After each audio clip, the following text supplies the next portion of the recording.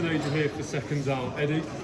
You said in the past how beneficial it is to be on good terms with promoters Frank Warren, Oscar De La Hoya, Dana White. You two have had a good relationship in the past. You kind of gone head first for him. Why? Well, I think it's the other way around, really. I mean, you don't ask Dana White those questions when he's sitting at a presser and all of a sudden he's coming out saying Eddie Hearn works for his dad, he's got no vision, he's part of the problem. I'm like, yesterday was just a response to you guys saying to me, what do you think about Dana White's comments? I'm not really bothered about upsetting people. I'm just going to give you an honest view and a response to people's comments. So I was pretty surprised because in general, like the whole he works for his dad thing is like a last resort. It's what you say when you've really got nothing else to say and you're fucked. But Dana's said it after a month, and I thought we were quite pally. So I guess the gloves are off in that respect. I'm very happy for it to be Eddie v Dana. I mean, I've had so many messages this morning from around the world saying, "Oh yeah, I love that. That was great." People love that shit. You guys moan when I've become friends with Frank Warren and all that kind of stuff. It's like, oh, we've got no beef anymore. So I guess you're going to get beef, and maybe it's good for him as well, because in boxing he's still got a lot of convincing to do of the boxing fan base. Because I think at the moment they're trying to manipulate a boxing fan base by feeding you basically a narrative that's actually completely false. Which is, and I feel bad for Callum Walsh because I think he's a really nice kid and a good fighter, but for Max Kellerman to sit there and tell you that this is actually like watching Roy Jones Jr. and to tell you that Charles Martin is actually, this is what the heavyweight division really needs right now, and to say that I have no vision and you are doing shows in your garage with 120 people in a ring that looks like it was used for a club show the night before, and you're going to just create a fake belt. What's that? That's vision, is it? That's not really vision. That's just control. Because you don't want to be... Now, when he talks about part of the problem, he can't work in the problem because he's not used to that. He's not used to, people questioning whether he's the best or not, or if his show's better than that guy's shows. Because in UFC, it's just a situation where it's just them, and they're the best, and it's always the best. The big problem he's going to have, and I'm telling you now, UFC fighters are going to lose their mind when they start hearing the offers that Zuffa are making to fighters. Massively inflated purses that are 5, 10, 20 times more than UFC fighters that are selling out arenas and doing 20 times the viewership of that said fighter. So listen, everyone's got their problems and it's not going to be easy for us. We're going to win some, we're going to lose some, but we're in it, and if this is how it's going to be, then this is the battle that we're in, and we're up for it. Shows like Saturday night are exactly what we're all about. It's actually great timing for us to do Wood Warrington and Nunes Navarrete. Two sides of the Atlantic, two sellout shows, two big audiences. So, if he wants to see a little bit of vision, he should tune in and learn a thing or two. And I've got, I don't do private tutorials, but if he needs some, I'm happy to fly to Vegas at any time for a decent fee and just explain to him how it works.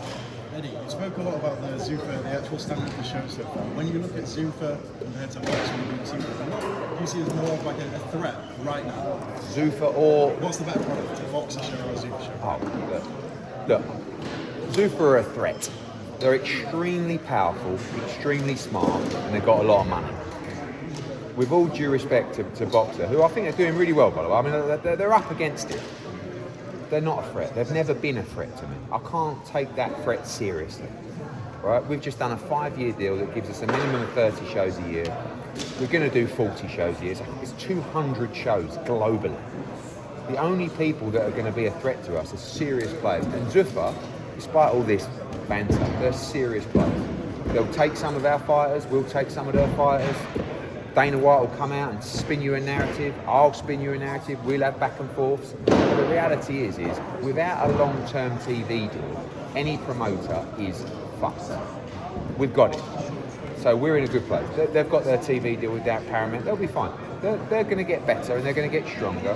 But yes, Zuffa are a threat to me. Boxer are not, but they are in the market. So I'm not just arrogant enough to say, but I watch everything and I know what I'm up against. But yes, Zuffa by far a bigger threat. Ed, what's the latest on Conor Benn? Obviously, we've got Barrios Garcia this week. Rolly Romero is an option. What is the path for Conor Benn at this moment? I mean, any smoke from him. What Conor Benn wants is the most amount of money. That's the most important thing. And if we can get a shot at the world title, it'll be fantastic. But I'm excited to see Garcia against Barrios. I have no idea what's going to happen. You know, obviously you got Lewis Crocker's fighting Liam Paro. You got Josh Kelly up at 154 as well with a world title. You got Shakur Stevenson called out, Conor Benn. So I don't think he's going to be short of options. But yeah, Saturday night will be interesting to see because obviously he's mandatory for the winner of that fight as well. What's the situation with Gearsov in that Rolly Romero? So obviously if if Conor Benn fights Rolly Romero, Gearsov has to be comfortable with that decision. He has an order to fight Rolly Romero for the world title. He's our fighter as well. So, you know, it's a situation where we could only do the fight if Gearsov was happy with the position. And we'd have to have that conversation if we were in a position to do so. He obviously was very adamant that Rolly wasn't stepping aside. He wasn't stepping aside for that Pacquiao fight. How confident that you could maybe come into we've spoken to his team already, and it's not something they want to do. I mean, we have exactly the same problem at the moment with Andrew Maloney and Wilbaldo Garcia. We want to make Bam's undisputed fight. We're about to move towards an announcement for Bam's next fight, and we'd like that to be against Wilbaldo Garcia. But Andrew Maloney's saying, I'm not stepping aside. And it's like, well, how much do you want? And it's like, well, no, I don't want money. I'm not stepping aside. So, you know, you have to manoeuvre around these situations. Sometimes, if there is a lot of money in the pot, there's a solution. But we'll have to see. Medina next for Bam, if not. Possibly. Yeah. I mean, I really want Bam to become undisputed. Yeah. But do we have a defence at Superfly and then wait for the winner of that fight, or do we move up to Bantam and then come back for the undisputed? Not ideal. But you know, we'll speak to Robert Garcia and see which way we're going to have to go. That's if we can't deliver Wilbaldo Garcia, which we're still trying to do. Ed, this morning, John Fury responded to Carl Froch. Obviously, the incident on Monday, and John's offered to fight him on Tyson's undercard at Tottenham Hotspur. Do you see that being how would that go? No, I mean, listen, I can't deny I wouldn't watch it. Do you know what I mean? It's not really, I mean, how old's John Fury? 60 odd? Not the best, but listen, he's entertaining.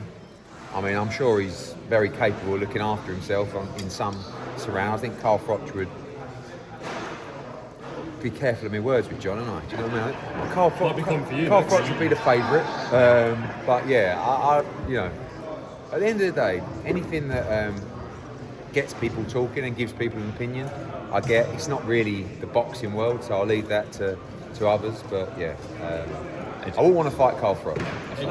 Sky are obviously back in the mix now with MVP. Was it always deserved with Matchroom? Yeah, I think we needed someone that was going to match our global ambition. So I've got over 100 fighters globally, and the most important thing for me was liquidity of shows. So when we talked and looked about other options, there was a lot of big platforms out there where we could have maybe taken a deal for 3-4 shows a year. It doesn't really suit our strategy or our ambition.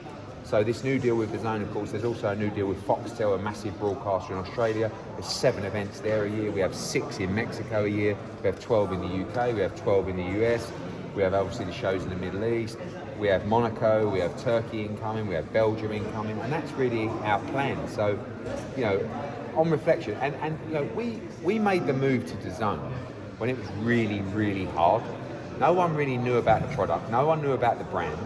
Everyone was trying to tell us that it was a joke, tell fighters a joke. Now we're in a position where the brand's really strong, subscriber numbers are fantastic, all fighters and promoters want to be on the platform.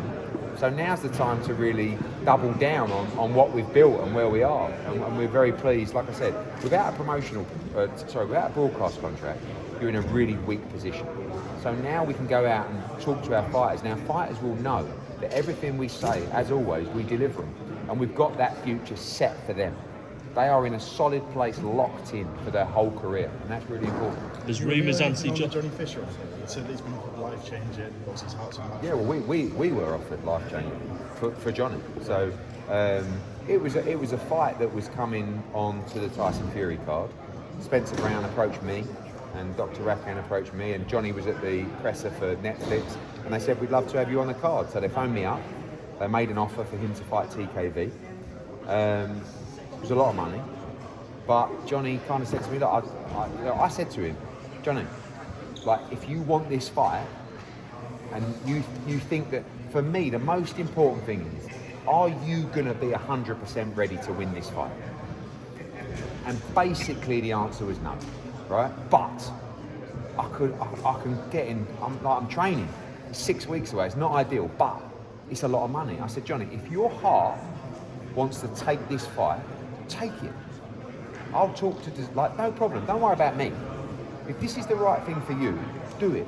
He said, well, look, you know, I'd rather me and you have got a plan and design. I said, then do that. But if you've got any doubt in your head about this fight, don't sell yourself out for a couple of $100,000 extra in a fight that you're not ready for. Because if you lose to TKV, the plan that we have together is really not in full flow. So it wasn't really I saw his interview. It wasn't really a leaving Matchroom thing. It was fine. He was fine to do that, and I would have told him to do it. But the moment he says, I just don't know whether I'll be quite ready, that for me is the moment you just don't do it. You know, if you would have turned around to me and said, I'm sorry, I don't want to take this money, I'll go for it, mate. No problem. But I believe Johnny's going to improve a lot. I believe working with Tony Sims, he's actually going to get better and better. So you have to give yourself every chance in life to be the best you can be. So you have to play the long game a little bit. Now, if you just want to cash out and get the money, I'll never blame you for that. If we all talk and have that conversation. But Johnny Fisher's a young man with ability and potential, and I think he's made the right decision. Eddie, we obviously had the Fury press conference a couple of days ago. Some people think it's maybe a little bit ambitious that he's fighting back in a stadium, been out of the ring for over a year, lost his last 2 fights.